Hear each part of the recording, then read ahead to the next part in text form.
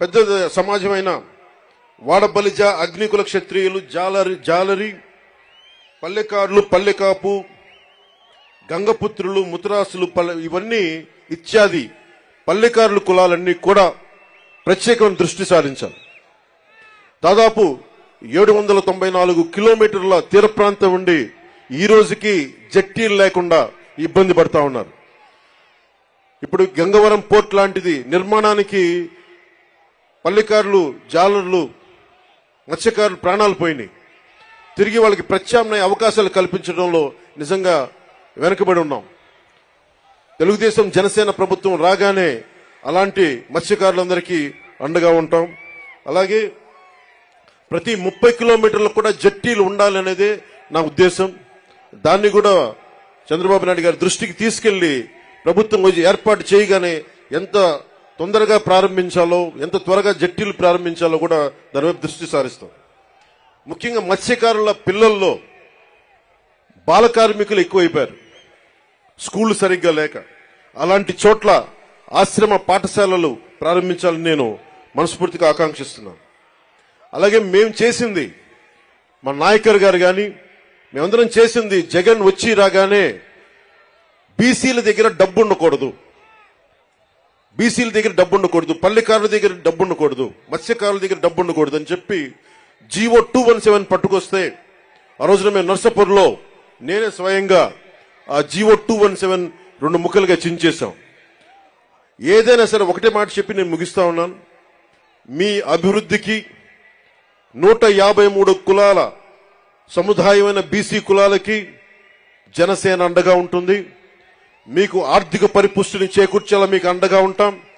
మీ మీద దాడులు జరిగితే మా ప్రాణాలు అడ్డేసి మరి మిమ్మల్ని కాపాడుకుంటాం. అలాగే అన్ని కులాలతో కూడా, ముఖ్యంగా మన బీసీ కులాల్లో కూడా ఐక్యత చాలా అవసరం. ఈ రోజున మనల్ని మనం ముందుకు తీసుకెళ్లాల్సిన పరిస్థితి ఉండి 153 కులాలంటే దాదాపు 53% పై శాతం జనాభా, 5 కోట్ల జనాభాలో అత్యధిక శాతం బీసీలే. అత్యధిక శాతం ఉండి ఈ రోజున మన ప్రాణరక్షణకి చట్టాలు కల్పించుకునే పరిస్థితిలో ఉన్నామంటే జగన్ గారి నుంచి అది జగన్ గొప్పతనం కాదు, మన అనైక్యత, మన బీసీ కులాల్లో ఉన్న అనైక్యత. మన ఐక్యతగా ఉంటే ఏ జగన్ కాదు, ఏ భూతం కూడా మనల్ని ఏమీ చేయలేదు. నేను అందుకనే ఇదే మంగళగిరిలో వైసీపీ వ్యతిరేక ఓటు చీలకూడదు అన్న మాట అన్నానంటే మన బీసీలు బాగుండటానికి కూడా దాని వెనుక మూల కారణం. మీ భవిష్యత్తు బాగుండాలి, అందరూ ఆనందంగా ఉండాలి. భవిష్యత్తులో మీకు జనసేన ఈ కూటమి తరపు నుంచి ఎప్పుడు మీకు అందుబాటులో ఉంటాం. ఎందుకంటే టీడీపీకి ఉన్న మంచి పేరే రామ్ మనోహర్ లోహియా గారి ఆలోచన ధోరణితోటి బీసీలకి అత్యధికంగా పీటు వేసిన పార్టీ. దాన్ని ఎవరు కాదనరు, విస్మరించలేరు. మనస్ఫూర్తిగా వెనకబడ్డ కులాలకి అండగా నిలబడినందుకు రామారావు గారిని ఒక్కసారి స్మరించుకుంటూ, మనస్ఫూర్తిగా మహానుభావుడు, నిజంగా అధికారం రాని కులాలకి అధికారాన్ని కల్పించిన వ్యక్తి.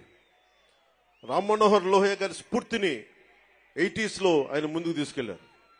అలాగే ఈ రోజున మనందరిపైన ఉన్న ఇదిగా బాధ్యత కూడా ఇంకా చాలా కులాలు ఉండిపోయినాయి దూరంగా. జగన్ వచ్చి రాగానే 34% ఉన్న స్థానిక ఎన్నికల్లో 34% బీసీలకు రిజర్వేషన్ ఉంటే దాన్ని 24% తగ్గించారు.